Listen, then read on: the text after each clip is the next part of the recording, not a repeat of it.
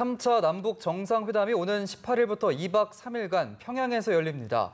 어제 평양을 다녀온 대북 특사단이 조금 전 결과를 발표했는데요. 네, 청와대 취재기자 연결해서 자세한 내용 알아보겠습니다. 강민경 기자.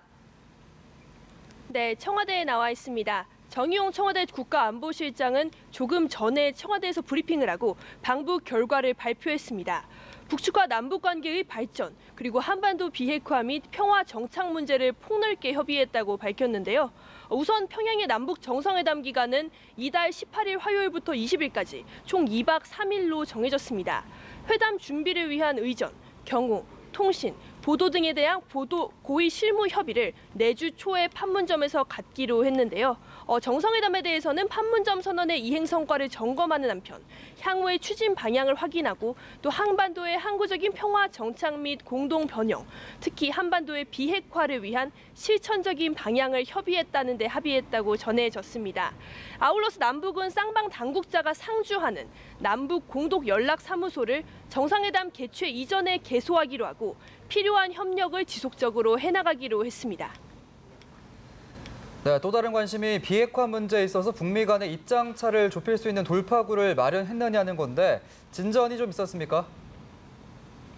네, 정의용 특사단 수석 대표는 브리핑에서 김정은 위원장이 면담에서 한반도의 완전한 비핵화에 대한 본인의 확고한 의지를 재확인했다고 밝혔습니다.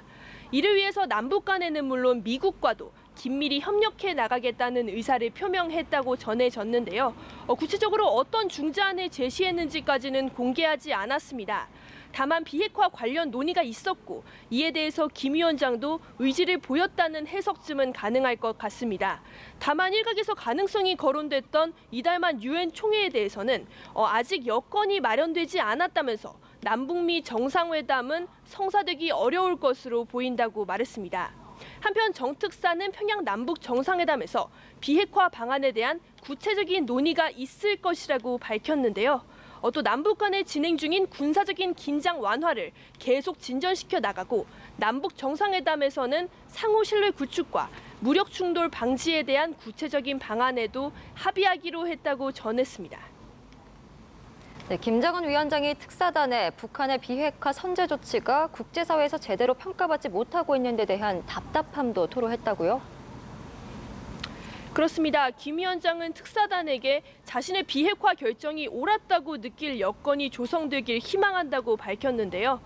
그러면서 풍계리 핵실험장 폐쇄와 같은 선제적 조치들에 대해서 진정성을 의심하는 국제사회의 시각에 대해서 답답한 심정을 드러내기도 했습니다. 김 위원장은 풍계리 갱도의 3분의 2가 무너져 내려서 핵실험은 영구적으로 불가능한 상태라고 설명하고 또 동창리 미사일 엔진 실험장 폐쇄는 장거리 미사일 실험의 완전한 중지를 의미한다고 강조했습니다. 또 종전선언을 한다면 한미동맹 약화된다는 의견들이 있는데 종전선언과 한미동맹은 전혀 상관없는 문제라는 입장을 직접 밝힌 것으로 전해졌습니다. 또 미국이 자신들의 노력에 호응하는 조치를 내놓는다면 보다 적극적인 비핵화 조치를 할 수 있다고도 말했다고 특사단은 전했는데요. 이와 관련한 메시지를 미국이 전달해 줄 것을 특사단에게 요청했다고도 밝혔습니다. 김 위원장은 트럼프 대통령에 대한 신뢰도 거듭 표명했습니다. 정 특사는 김 위원장이 자신을 비롯해서 참모들조차도 단 한 번도 트럼프 대통령에 대해서는 나쁘게 이야기한 적이 없다면서 트럼프 대통령의 첫 임기 내에 북미 간 적대적인 역사를 청산하고 또 비핵화가 실현되길 희망한다고 말했다고 전했습니다. 지금까지 청와대에서 연합뉴스TV 강민경입니다.